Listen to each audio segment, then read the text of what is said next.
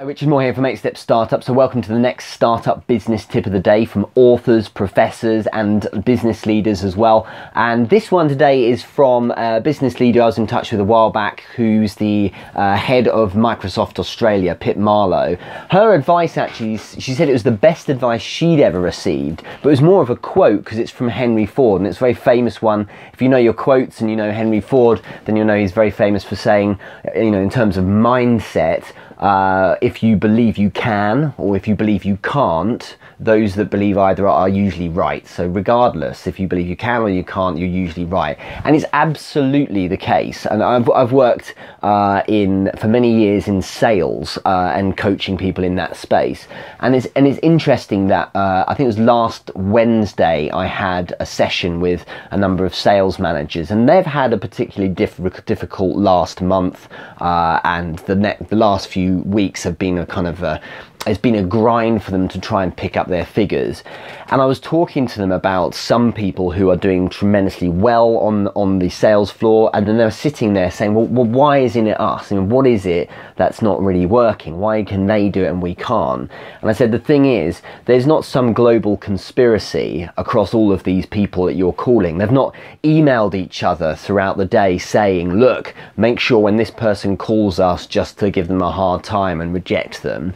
It's not like your product has changed either. It's no different. So the only constant on all of these sales calls is you. Okay, so if you're the only constant, well then it's a question of, well, how are you feeling and how are you performing?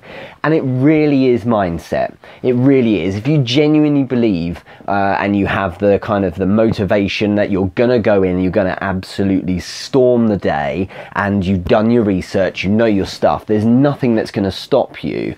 But if you start not believing, maybe you have a couple of days and you haven't had a sale, maybe you've had a few tough calls. Well, the problem is you're fighting against the reality that you're a human being with instincts and urges, and receiving rejection causes an emotional reaction. And so when you get emotional, it gets in the way of things.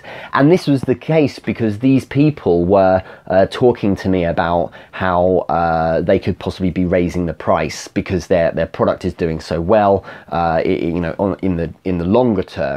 And they were talking about price increases, and the increments were so minute. And I said, you guys aren't looking at this right. If you added another 30%, you'd still get same amount of people saying, yeah, that sounds great, let's do it. So you should be thinking like at that level. The problem is that the customers would probably be fine with it because they have such a world-class product, but it's the salespeople that have the problem. And I said, the reason why you guys aren't really kicking up now is because actually you just don't believe enough. And that's what it comes down to. You've got to feel like you can, and you've got to genuinely believe it. The only way to do that is to method act to begin with. Because people say, well, how can I get the confidence that comes from knowing that I can deliver when I haven't yet done it? And you know what? When I first started sales, I didn't know I could sell my product. I had to just believe it. When I got the first sale, then I had to think, you know what? I did that just by crafting it out, doing the paint by numbers approach, just the formula. And over time, I thought, you know what? I can do this because look, I've done it in the past. And the more I do it, the more I believe in myself. So if you're having a dip, if you're in a sales role, then it's because probably you feel you can't. And I sat there with this team of people last week, and they were saying things like, the industry, or people just aren't picking up the phone these days, or these were all excuses that actually are completely unfounded. And I said, that's weak at the end of the day. What it is you don't actually believe in yourself enough. You need to dig deeper and go for it. It's true to an extent. Sometimes there's problems, and I mentioned in a previous post Andrew Ross Sorkin, who wrote a great account of the financial crisis. Let's be clear, sometimes things happen and you can't do anything about it, and the financial crisis is a great example of that. Some world-class traders still couldn't stem the tide, but the reality is that day to day you're probably capable of great things, but only if you believe you can. More tips tomorrow.